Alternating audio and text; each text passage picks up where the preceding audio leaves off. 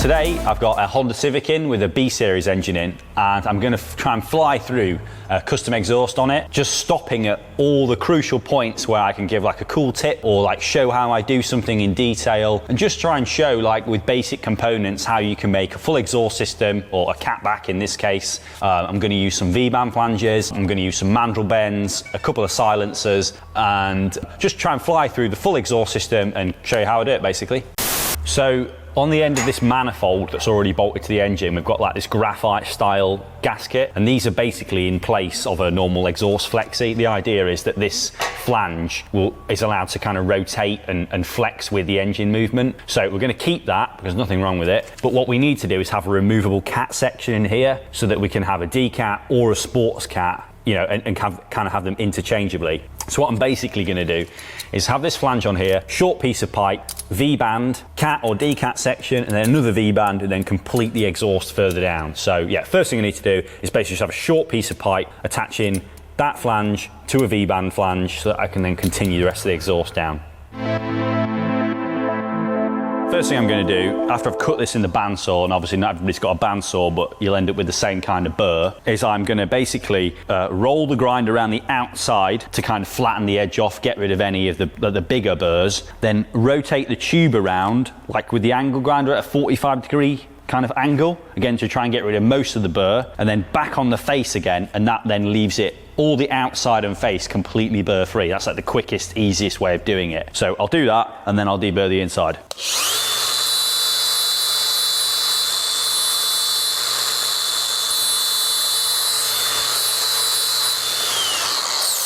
So that's now got like the outside of the tube like perfectly burr free.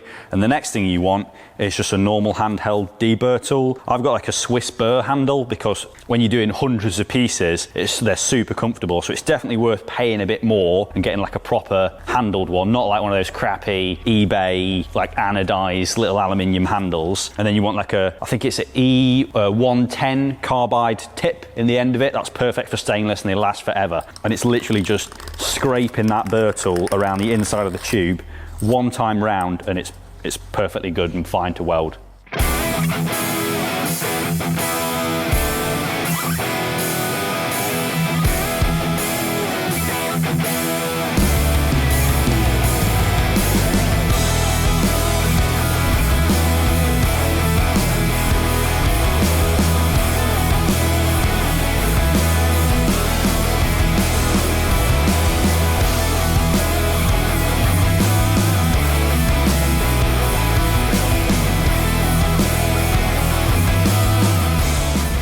So I've got this section tacked together now, just tacked for now and bolted on. Again, I really want to make sure that's bolted on right so that as I continue down the rest of the exhaust, it doesn't start moving around, because then it makes it very hard. You're kind of working with a moving target. So that's where my D-cat section will go, basically. You want to make sure you get a female V-band on one end and a male V-band on the other. Two reasons. It means if for some reason it's directional, you can't put it in the wrong way around. And it means that you only need one more V-band set to then make that cat section that goes in place of it. If you used two female ones, you'd need two more female flanges to put that cat in, if that makes sense. But yeah, I'll basically tack these together now, and then that becomes the D-cat section, and we can work through the rest of the exhaust. So I'm going to put a brushed finish on all of this tube as I go along, so that, you know, it looks cooler and it makes the weld look a bit nicer when it's up against the brushed tube. But how I'm going to do that is with these combi wheels on a polisher. So you can get these spindles to go on a normal bench grinder. You just have to be a little bit, you know, more patient with it, because the bench grinder doesn't really have as much torque as what this polisher would have. But yeah, these combi wheels, you can get them from quite a few places. It's basically sandpaper and Scotch-Brite. So this basically does two jobs in one. Normally you would have to sand it with a sanding wheel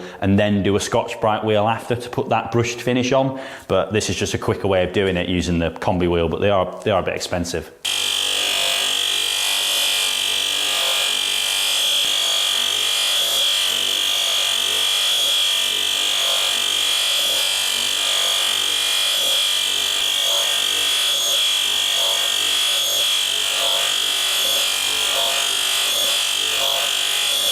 So you can see now I've got that brushed finish on there, but sometimes it doesn't look very uniform. It looks kind of like quite liney, as if you've done it in a straight line.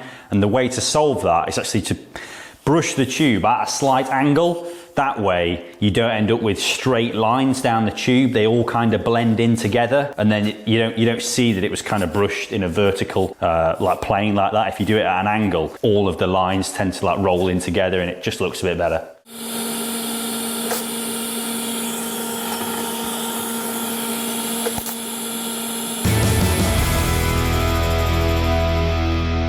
When I'm tacking on a V-band flange like this, two things are really important. You definitely need to tack at 4 points, so opposite each other, so you get like 4 points that are kind of opposite each other in a square. That way you're going to keep it as straight as possible or as flat as possible to the end of the tube. The other thing is I'll always tack with filler. If you get a really good fit up, it's tempting to kind of just do a fusion tack, just melt the two surfaces together without adding any filler rod. The problem with that is then you pull material out of the tube or out of the flange and kind of sink that tack in. If you want to change something and cut it off, it's almost always so much harder to cut it off because that tack is like sunken into the part. Whereas because I've just put a blob of filler on here, if I want to cut this flange off, I literally just cut through all of these blobs, and then really you're never going to see the disc or anything damage the tube or the flange because I've only cut through that blob of filler. So I've got this decat section bolted in now, and it's kind of left it at a bit of a wonky angle. I think that's because of the angle that comes off the back of this manifold. That's obviously to suit the like OE exhaust, but you know, we're not using the OE exhaust, we're making our own. So by the time I've got this cat section in, we're running quite close to this heat shield. I've mocked it up in Icengineworks modelling blocks. Now, obviously a lot of people at home are not going to have these kits, but it does give you a good example of how easy it is to do with these. If not, you'll have to use bends and kind of imagine how it would go. But I've got this now set up so that it kind of dodges this heat shield nicely. We're keeping a good ground clearance. I've got plenty of clearance on the shifter, and we're now back bang in the middle of the car to take the exhaust straight down to the back. So what I'm going to do now is work out from this what bends I need and how I'm going to cut them. So the important thing to remember when working from the Icengine blocks is that actually this isn't the same centerline radius as the 1.5D mandrel bends that I'm using. It's not far off and it's close enough, but it just means that you can't use them for kind of dead on accurate tangent to tangent lengths. So basically what I'm going to do now is I've got a 30-degree bend in the middle here and two 15-degree bends. That's giving me that kind of that kink section. So I've got my 30-degree mandrel bend and my two 15-degree bends, and I'm essentially now going to just lay that over the top, decide where it needs to be cut so that I get, you know, the bend in the correct position, and then go over to the bandsaw and cut it basically. So I'm going to cut that one there because that's basically on the end of this straight section that I've got. And then this one, I'm going to mark it at the 5 inches at the end of this 5-inch long block. But what I'll then do is I'll bring it back and I'll measure 2.5 inches back from that. That's important for the next bend. So I'll take that off, mark it 2.5 inches back, which is there, which means I'm going to cut this in the middle of where that would be. And that's because when I put this on top of my 30-degree bend, I'm going to do exactly the same thing again. So I get the mandrel bend bang in the middle of the Icengineworks blocks, and I'm going to mark where the block starts on both sides. And then I'm going to mark 2.5 inches forward of that on both. Again, I'm not doing this super accurately because fortunately, the car I'm working on doesn't have really tight clearances and anything, and I'm going a little longer so that I can trim it back if required. But the idea behind giving myself the straight section to weld on is that it makes it loads easier to weld, and it's just an accurate way of making sure that I can get the leg lengths of each bend to match up using this kind of center of this 5-inch block. I'll do the same again on this last 15-degree bend, and then we'll go to the bandsaw and cut them all.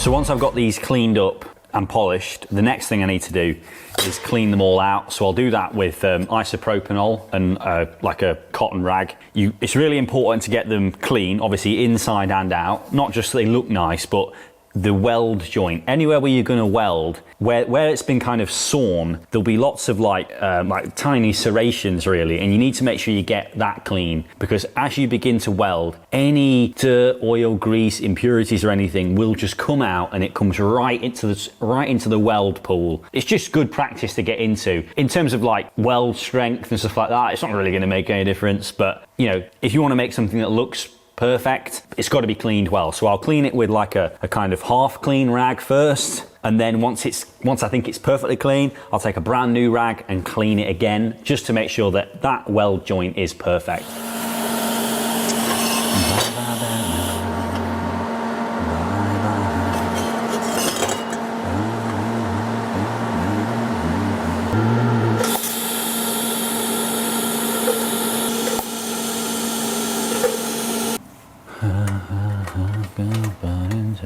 So I've double checked this. There's no reason why it shouldn't fit. We've only got 2 weld joints and 3 bends, but yeah, it's looking good.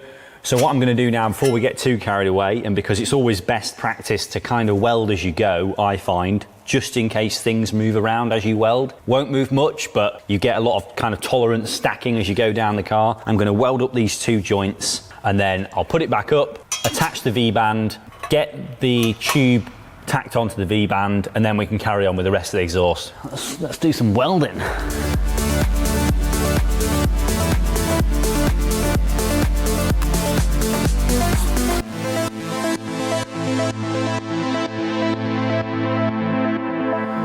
Right, so I've got this set up to weld now. Capped off both ends with these aluminium purge caps. You can get all kinds of different purge caps. You can just use foil. It all works the same. These are a bit more reliable, don't really tend to fall out, and they'll take any kind of heat. Back purging is really important. We'll probably do another video on that in the future, but just know that you really should be doing it. The next thing I need to do is clean my filler rod. The filler rods are always like filth, basically. That you wouldn't think they are, but it's just another area of cleanliness that you need to kind of keep on top of. So I've got this purging. That'll have got rid of most of the oxygen and whatever else is, you know, atmospheric air out of that, and it's now just pure argon. Filler rod's cleaned. So I'll weld these joints up. It's most important really just to get comfortable, because you instantly notice a difference in the quality of your welding where you're comfortable or not. If you're like leaning over or you're kind of reaching in an awkward angle, you need to be in a position which feels most natural. So I'll rotate this around like about 90 degrees, and I'll literally just kind of roll my hand around and do like a test weld so that I know how comfortable I'm going to be.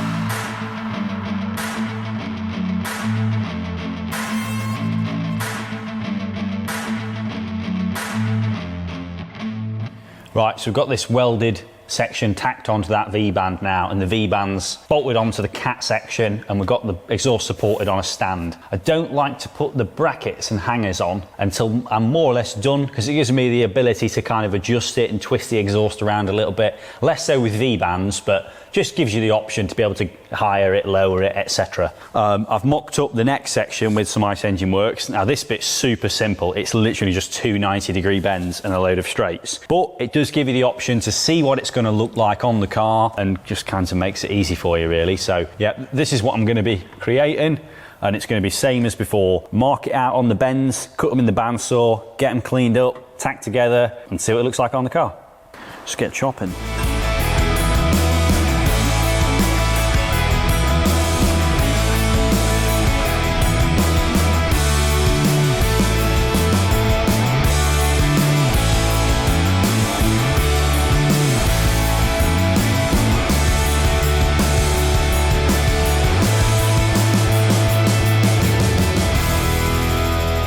So having just tried it up again, I've realised that this bracket, this suspension link bracket, sticks out a bit more than I anticipated. I don't want the exhaust to be any lower than it needs to be for ground clearance reasons. So I've changed this so it's now basically 2 45-degree bends, which technically is better for performance anyway. You'd always want like the shallowest angle of bend that you need, but that fits in there much better now and totally avoids that bracket. So that's what we'll do. I'll go for cutting one of these 90s in half and yeah, making it into 2 45s. Right, so I need to cut this bend into 2 45 degrees. So I'm using one of our 3D printed cutting fixtures, shameless plug, and an angle finder. So this is actually the easiest one to measure because I'm not going to cut it in the bandsaw, I'm going to cut it with an angle grinder, and all I'm looking to do is use this to mark all the way around the tube. So I've got my angle finder set to 90 degrees. I'm just going to square it up against the bend. Again, there's a little bit of tolerance in this, but I've got that in there about right, and then all I'm going to do is just draw around the tube. But yeah, that then marks me like basically 2 45-degree bends.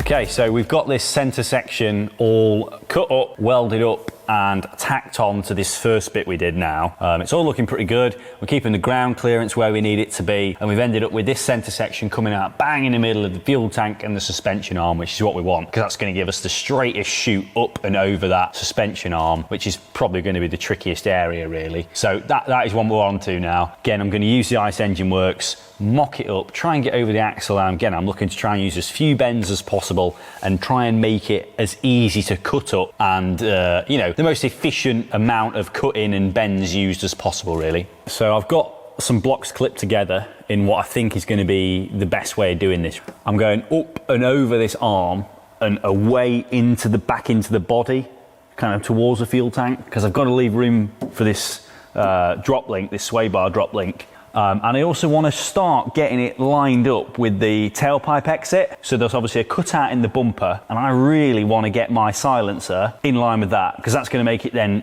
much easier to get the tip in that cutout exactly. So it's at this point I need to start thinking about the tip, how long it's going to be, where the silencer might fit, etc. I've got this clipped together, and now what I'm going to do is get another stand with a silencer on it and then see if that matches up with the blocks I've clipped together.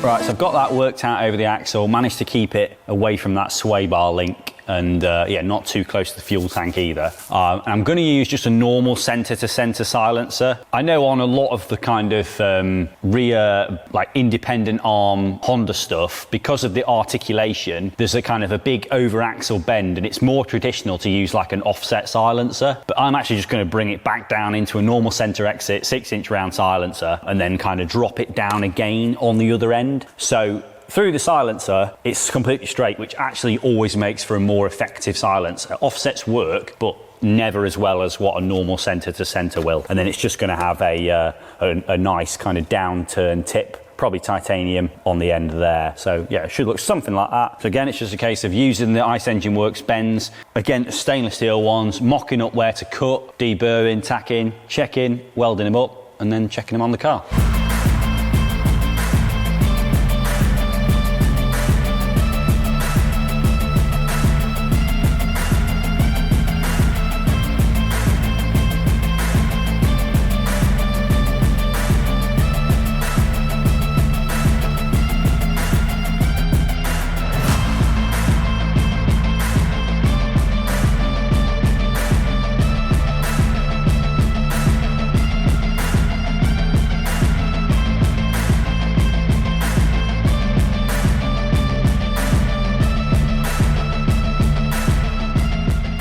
Right, so I've got this cut, prepped and tacked up now. Tried it in, got it lined up with this centerpiece, Again, marked it with a Sharpie so I know where it's going to go. So now it's a case of take this whole thing off, the whole section, tack it together, put it back on, hopefully it lines up with the silencer, and then weld it. And then we're basically onto some brackets.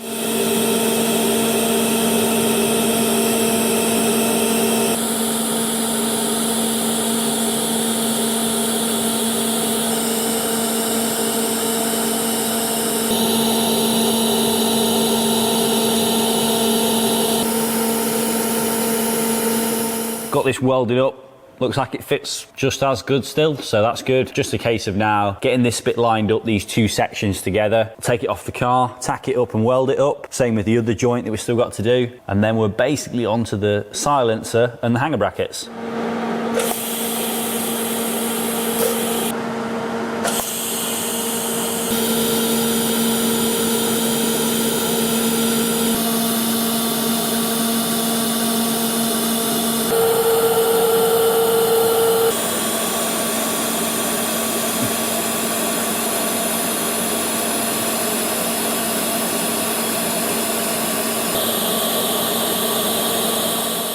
Right, so I've got the whole exhaust welded up now, up to basically the silencer without any brackets on it. So what I want to do now is figure out exactly how far forward and back I have the silencer, then I'll weld that and then get it to the correct orientation so that it sits straight. Of course, you want it like straight with the chassis legs. It doesn't really matter, but you know, you go into all this effort, you want it to like look straight under the car. And of course, we need to make sure that the exit lines up with the cutout in the bumper. So that's the next thing to do, really. Figure out if it's in the correct position front to back, get it welded to this kind of rear section of the V-band joint we've got, spend a bit of time squaring it up, and then figure that tip out. So I've set this up so that the kind of straight leg that I've got left on this bend will slot all the way into the silencer. All of our silencers that we sell, as standard, all come to the OD of the tube size. So if you pick 63mm for like 63mm tube, the tube will actually slide straight into the silencer. So it just makes it a bit easier to kind of assemble the exhaust and gives you a little bit of adjustment room after as well.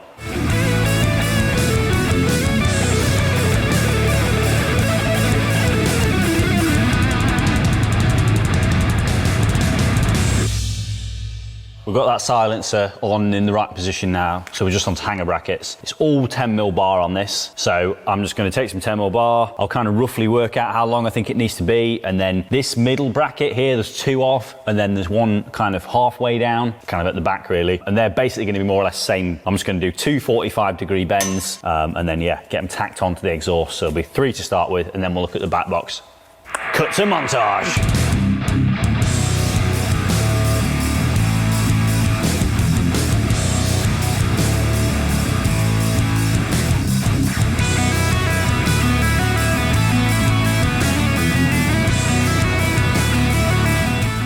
So that'll sit on there just like that. We'll have one on both sides and then, like I say, one just in front of the back wheel there.